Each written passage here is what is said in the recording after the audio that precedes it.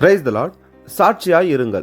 ஆண்டவராகிய இயேசு கிறிஸ்து மரித்து பின்பு 3ஆம் நாளில் உயிர்த்தெழுந்து 40 நாள் அளவும் அப்போஸ்தலருக்கு தரிசனமாகி தேவனுடைய ராஜ்யத்துக்குரியவைகளை அவர்களுடனே பேசி அநேகம் தெளிவான திருஷ்டாந்தங்களினாலே அவர்களுக்கு தம்மை உயிரோடு இருக்கிறவராக காண்பித்தார் என்று அப்போஸ்தலர் 1 அதிகாரம் 3ஆம் வசனத்தில் பார்க்கிறோம்.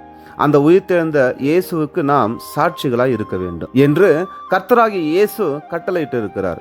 அப்போஸ்தலர் 1 அதிகாரம் 8வது வசனத்தில், பரிசுத்த ஆவி உங்களிடத்தில் வரும்போது நீங்கள் பெலன் அடைந்து எருசலேமிலும் யூதேயா முழுவதிலும் சமாரியாவிலும் பூமியின் கடைசி பரியந்தமும் எனக்கு சாட்சிகளாய் இருப்பீர்கள் என்றார்.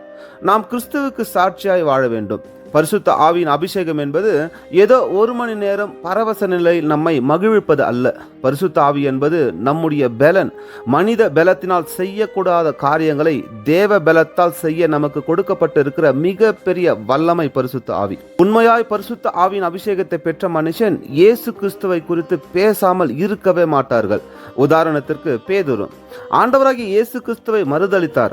ஆனால் பரிசுத்த ஆவியின் அபிஷேகத்தை பெற்றவுடன் அதே பேதுரு இயேசு கிறிஸ்துவை சிலுவையில் அறைந்தவர்களை நோக்கி மனம் திரும்பி பாவ மன்னிப்புக்கென்று இயேசு கிறிஸ்துவின் நாமத்தினாலே ஞானஸ்நானம் பெற்றுக் கொள்ளுங்கள் என்று தைரியமாக பேசினார்.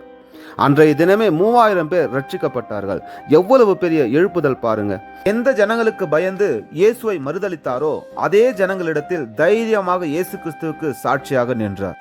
அடுத்தது ஸ்தேவான். பந்தி விசாரிப்புக்காரனாக இருந்த அவர் பரிசுத்த ஆவியினால் நிறைந்திருந்தார். ஸ்தேவானுடைய ஞானத்தையும் ஆவியையும் எதிர்த்து ஒருவராலும் பேசக்கூடாமல் போயிற்று. ஸ்தேவான் தன்னிடத்தில் தர்க்கம் செய்தவர்களுக்கு பயப்படாமல் தைரியமாய் இயேசு கிறிஸ்துவை குறித்து சாட்சி கொடுத்தார். அவர்கள் ஸ்தேவானை கல்லெறிந்து கொன்றார்கள். ஆனால் ஸ்தேவானோ நற்சாட்சி பெற்று பரிசுத்த ஆவியினால் நிறைந்தவனாய் வானத்தை அண்ணாந்து பார்த்து தேவனுடைய மகிமையும் தேவனுடைய வலது பார்சத்தில் இயேசுவானவர் நிற்கிறதையும் கண்டு தன் ஆவியை விட்டார். எல்லா அப்போஸ்தலரும் பரிசுத்த ஆவியை பெற்று பயப்படாமல் தைரியமாய் திருவசனத்தை உபதேசித்து தங்கள் ஜீவனை விட்டார்கள். பரிசுத்த ஆவியின் அபிஷேகத்தை நாம எப்படி பார்க்கிறோம்? அதை வேடிக்கை பொருளாக அல்லவா மாற்றி இருக்கிறோம். முழு வேதாகமத்தில் எங்க வேண்டுமானால் வாசித்து பாருங்க. பரிசுத்த ஆவியின் அபிஷேகம் பெலனையும் தைரியத்தையும் உற்சாகத்தையும் தெளிவையும் ஞானத்தையும் தந்து அந்த மனுஷனை தேவனுக்கு சாட்சியாய் நிறுத்தும். நாம் இயேசு கிறிஸ்துவுக்கு சாட்சியாக வாழவே நமக்கு பரிசுத்த ஆவியின் அபிஷேகம் கொடுக்கப்பட்டு இருக்கிறது. பரிசுத்த ஆவியின் அபிஷேகம் என்பது எப்போதாவது வருவதல்ல, எப்பொழுதும் நமக்குள் இருந்து நம்மை தேவனுக்கு சாட்சியாய் நடத்துவது. அந்த அபிஷேகத்தின் வல்லமை உணர்ந்தவர்களாய் எங்கும் திருவசனத்தை தைரியமாய் பேசி அவர்களைப் போல நாமும் கூட ஆண்டவராகிய இயேசு கிறிஸ்துவுக்கு சாட்சியாக வாழ்வோம்.